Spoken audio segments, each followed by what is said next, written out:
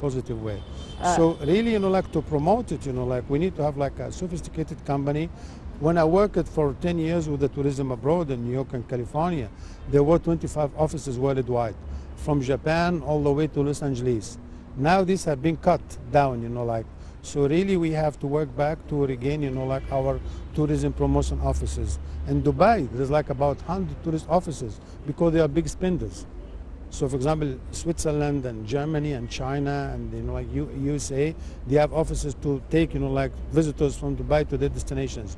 We don't have these offices here, but we like get inbound travel from abroad, to our country. So we need to have, number one, to promote locations like this. We need to have tourism promotion offices worldwide, and then we have a sophisticated company. Like at the time of Dr. Beltagi, we had an MTF, Mediterranean Travel Fair. There's 100 million people in Egypt and we don't have one travel fair. So you need this because you bring countries from the whole world and then you introduce, like your destination and service and attractions. This is very basic, number one. Number two, you open the offices. Number three, you get professional companies worldwide. We need to do this, you need to promote. We are doing so much, an excellent work for antiquities and museums. We have an excellent, background now. Okay, Dr. Abdel, how far would hosting icon figures promote the secure and safe image of Egypt? Well, really, throughout recorded history, Egypt has been welcoming visitors. We had at one point, Alexander the Great, Julius Caesar, Antony, these were world figures by the time. Herodotus, the Greek philosophers who came to Egypt and they studied, and then they built the Greek philosophy, and then it moved later to Europe. That's what we're enjoying currently. It's fruits. We had historians and travel writers coming from the time of Herodotus, which is 454, BC up to now. We have Edward Lane book about traveling in Egypt. We have Ibn Battuta, we have Ibn Khaldun, and all these great writers throughout, Pharaonic times, the historians, and then the Greek times, and then the Roman, and then the Coptic and the Islamic. And during the 19th century and 18th, we have, for example, Howard Carter, who spent 20 years until he came across, the treasures of King Tutankhamun. We have the French, Description d'Egypte, which is really in Sayyida Zainab next to us. There's Beit Sinari, that was the house for the scientists and painters, and it's under the Alexandria Library. Beit Sinari currently, and it's conducting seminars and workshops for art. So we have, an inexhaustible, amount of, citations by travel writers, by poets, by, who settled in Egypt, because Egypt, since millennium, it has been like a paradise. Everybody, who like to resort to a safe place, to a beautiful place, a historical place, they come to Egypt. And sometimes they like to take some relics with it. Look at the Egyptian obelisk in world capitals, in Paris and London, the US, and Rome.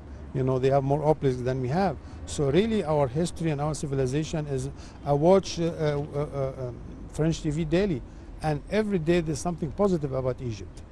Really, so I would like, Egyptian TV to do the same thing. We do something about culture and heritage, really. When they talk about food, they come to Egypt. When they talk about costumes, they talk about Egypt. When they talk about art, medicine, anything, daily, it's not, intended, but within the context of whatever they do. Someone's going to buy perfume from Thailand, so he says, oh, that reminds me of the lotus perfumes, everything that has been, came from Egypt. So we are part of world heritage, culture, and archaeology as well. Okay, Egypt was ranked among the top 10 tourist countries in 2022. How do you view this, and how, from your own point of view, can we attract new markets and open new gates for the markets we already are dealing with? Thank God, we remember quite well that on the 3rd of April, we have the golden parades of the mummies, and President Sisi received them at Al Fustat Museum for Civilization. 25th of November, we had the grand opening of the Rams Avenue that links between Karnak and Luxor Temple.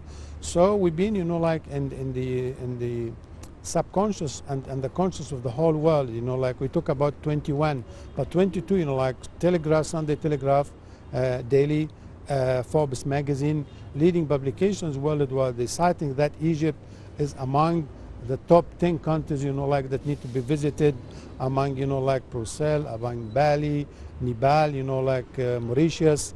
There was like 10 destinations. So yeah, that was a must-see, like listed by Travelocity magazine, like digital magazine, that Egypt, like, and what they do? This is not like this is not a guesswork, like they contact and make surveys, and then travelers say, oh, this is the top 10 destinations we would like to visit within 2020. Okay, sir, would you shed more light on Egypt's most touristic potentials? Yeah, definitely. I mean, the whole world, like still, like, and when they have like the travel shows worldwide, they talk about Egypt as it was, like very affirm, like with handling, like the pandemic. Like we followed the regulations of the World Health Organizations, the IATA, while flying and aviation. We secured, like the results like Marsa Alam, Hagara, Sharm el-Sheikh, like the whole staff, hospitality and travel, they've been vaccinated. The facilities have been, like secured and, like sanitized. And the airport, the facilities, and, like remember that the Russians were not visiting Egypt for 5 years. And now they came after, they made sure that there is strict regulations for safety, security, and, like the facilities are safe for the visitors to come and enjoy the Egyptian resorts. Sir, reopening, of course, several museums, which I mentioned previously, emphasizes the unprecedented support that the state gives to the tourism, to the, of course, tourism sector and the antiquities sector as well.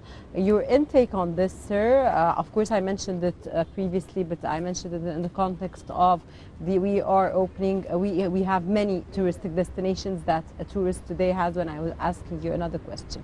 But this is different. Yeah, really, like President Fattah Sisi, within a short span of time, really has like this renovation and restoration process. That's why, like culture, like has been low for some time, the energy and the efforts.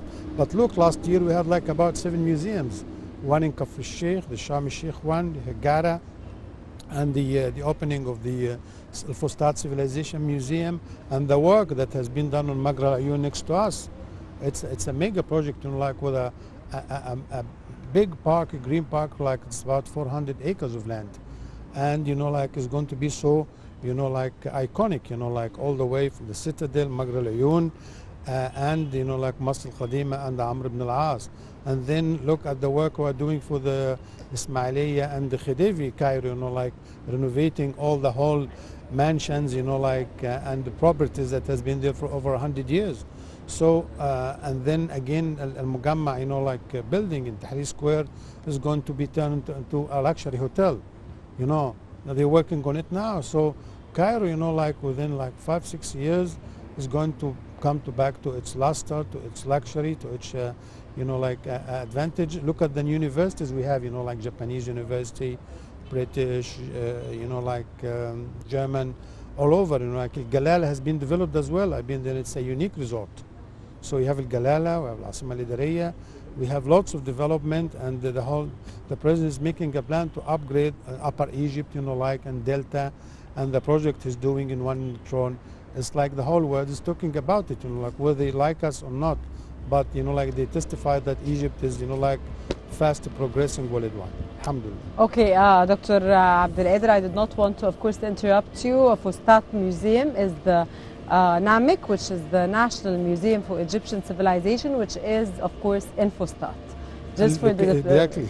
just for the guests, yes. just for the viewers to understand where, because yes. it's in Fustat, but it's the NAMIC, which is of course one of the wonderful where the mummies are in now. In house now. Yes. I visited like 5-6 times. It's an amazing place, of course, and Dr. Ahmed Ghunaim actually is worth to mention from here that he is a wonderful person that's doing an excellent job, and he's excelling where he is. 2 weeks ago I was there because he had the World Art Forum, and they had, like artwork from about 40 countries.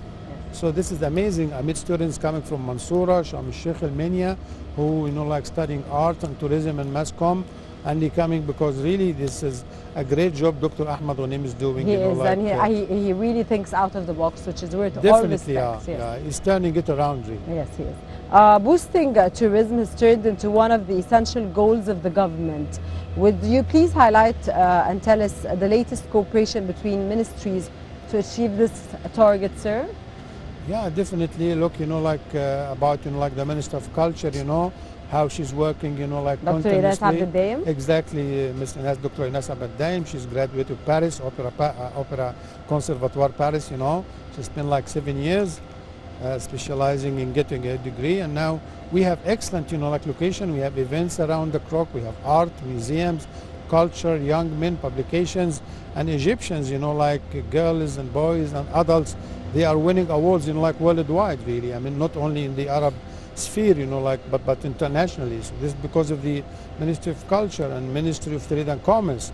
Really, they developed, our pavilion, which is about talk of the world. This is one of the top, pavilions among 201 in Dubai. So everybody is supporting, because the work, of the 32 ministries we have is collective. The environment, Dr. Yasmin, with the Ministry of Environment as well. So the Ministry of Tourism would be supporting, the climate, change, conventions held in Sharm el-Sheikh, inshallah, this year. And everybody is helping, because it's a collective benefit for us. When everything goes positively, we'll get its reward. And look at our economy, alhamdulillah, is doing well compared to other destinations worldwide. Dr. Abdel, of course, touristic expert. It's always a pleasure to have you with us here in Nile Cruise. And your informative knowledge, the smoothness of your, of course, introducing the piece of information is always taken into consideration. Thank you very much for joining us in today's very special episode of Nile Cruise. It was our pleasure, sir. Thank you, sir, for joining us. Thank you very much, and good day for Nile Cruise. Dear viewers, this was this segment. Stay tuned. We'll be back again. Don't go away.